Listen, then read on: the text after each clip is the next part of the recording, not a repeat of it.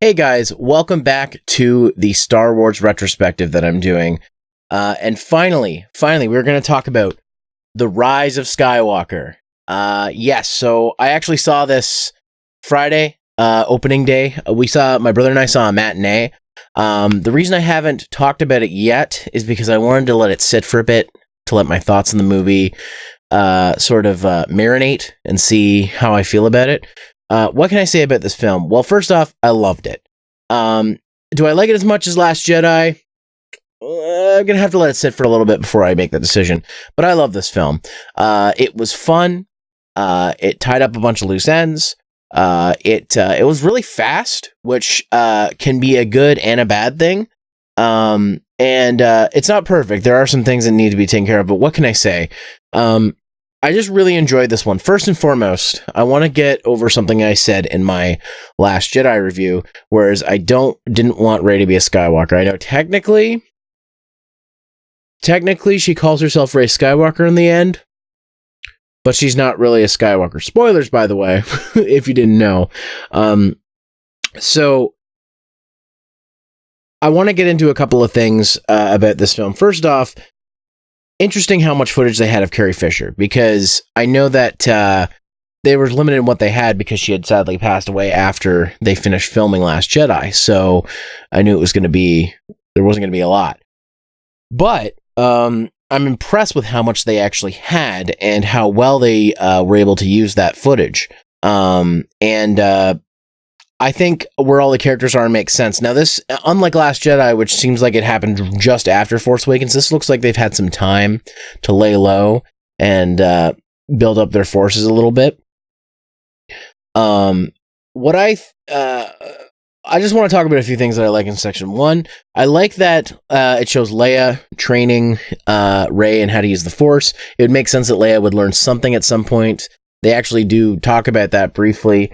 I like that Finn and Poe get more to do in this movie. In fact, Finn, Poe, and Rey go on an adventure together with C-3PO and BB-8, and then the new robot Dio. C-3PO gets some really good emotional scenes, which I think is great.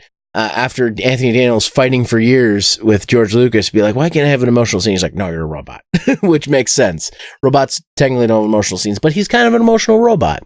So it makes sense. And I thought C-3PO was handled really well in this movie. I thought we get to see a little bit more of Poe's backstory, which is what I've been hoping for, because we really haven't gotten much for his character. So I was happy we finally got some more backstory for him.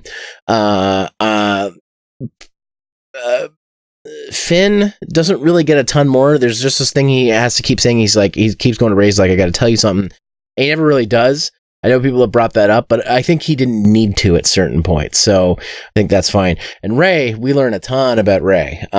First off, the whole mission where they have to go get the thing to get another thing. I know a lot of people don't like that, but the dagger they talk about is actually something from the expanded universe, the Sith dagger they find. So that makes sense. People talk about how Rey how can Rey heal people? How she's never had that Force power before. That's not a Force power. First off, Force heal is a Force ability that some Jedis can do. And second of all, when we find out about her, because spoiler alert, we find out she's a Palpatine. Palpatine's bloodline most likely, I don't know if this is true or not, but my theory is they most likely were the ones who had the ability to influence the midichlorians to create life or stop people from dying. This was mentioned in episode 3. And they said it was Darth Plagueis who created it, but Darth Plagueis probably taught Palpatine how to do that. By the way, Palpatine's back. People are like, how did he survive? All this stuff. Well, if he literally learned the ability to heal himself from Darth Plagueis, then Sidious probably would have survived that fall. I know it's kind of far-fetched because he was incinerated, but it is what it is. He's not perfect though. Like he's got rich crotchety fingers, and he has to be hooked up to a life support system essentially. I also love that they showed that Snoke was a clone, and that makes sense because Palpatine's been funding clone research as far back as the prequel trilogy. So that totally makes sense. I love the more dynamics between Rey and Kylo Ren in this one. I think Kylo Ren's character getting redeemed was perfect, perfectly done in this one. I would have preferred to have Anakin appear to him as a Force ghost and not have Harrison Ford Han Solo. I think people are saying that was like a thing he saw in his mind, like it was a mental thing. He wasn't a Force ghost, because obviously Han Solo's never had the Force. He never displayed any of it. He just knew it existed. But I would have preferred to have Hayden Christensen there as Anakin, saying to him, he's like, saying stuff like, "What will you do now, grandson? How will you go on?" Stuff like that. Like, just like talking, like they had Hayden Christensen, they had all the Jedis, by the way, come back as a voice. And I kind of like that Rey becomes the center point of all good Jedi, and Palpatine or Sidious becomes the center point of all Sith Jedi. And that's the final battle leads up to that. The only thing I really wish would have happened is this movie did have a couple of lightsaber fights. The lightsaber fight between Kylo Ren and Rey was really good. It was very emotional. And though I would have liked a stronger lightsaber fight at the end between Rey, Ben, and Palpatine. Palpatine didn't even take his lightsaber out, which I guess you could say if he's on life support, he's not going to be able to lightsaber fight them, but it would have been cooler. We do get to see the Knights of Ren, but they're wasted. They show up for a few scenes. They do stuff. They don't really do anything. So they all should have had lightsabers, honestly. That would have made more sense, but maybe it'll get expanded somewhere else. Who knows? But the Knights of Ren are kind of useless here. They're kind of wasted. Getting to see more Poe's backstory, and that he used to be a smuggler before he became a mercenary. I'm not surprised by that. That scene, he's kind of like the Han Solo / Luke Skywalker type. So I'm not surprised by that.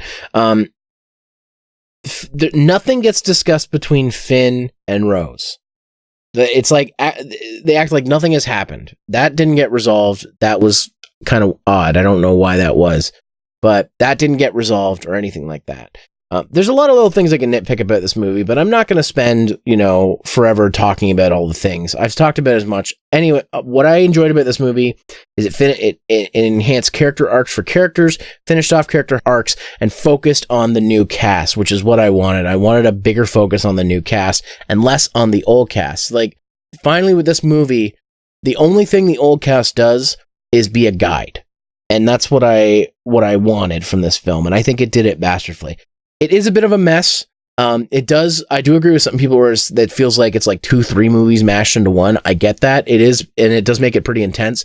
The fight scene at the end is a little over the top, but so was the fight scene in Return of the Jedi. So I don't see that. They're about similar scale. Well, this one might be bigger, but I don't know. All in all, I enjoyed this film. I want to go see it again. Some of my friends haven't seen it, so I might go see it with them. I definitely recommend this one. This is not the worst of the trilogy by a long shot. The Force Awakens is probably the worst in my opinion. And Last Jedi, I think Last Jedi is the strongest. I think it's the strongest because of character development and things that happen there. And this one is a perfect follow-up, a much better follow-up to cap off a trilogy and a series than really Return of the Jedi was. Return of the Jedi made sense, but this one is just perfect. I just think it's not a perfect film, but it's a perfect cap off, if I could say that. So, guys, if you want to support me, patreon.com/ZeroMaster is a good way to do so. You can also follow me on facebook.com/ZeroMaster fan page. Follow me on Twitter @ZeroMaster, and I stream on Twitch, twitch.tv/ZeroMaster, Tuesdays, Thursdays, and Sundays at 8:30 p.m. Eastern Time. Thanks again for watching. I'll see you on the next one, and may the Force be with you.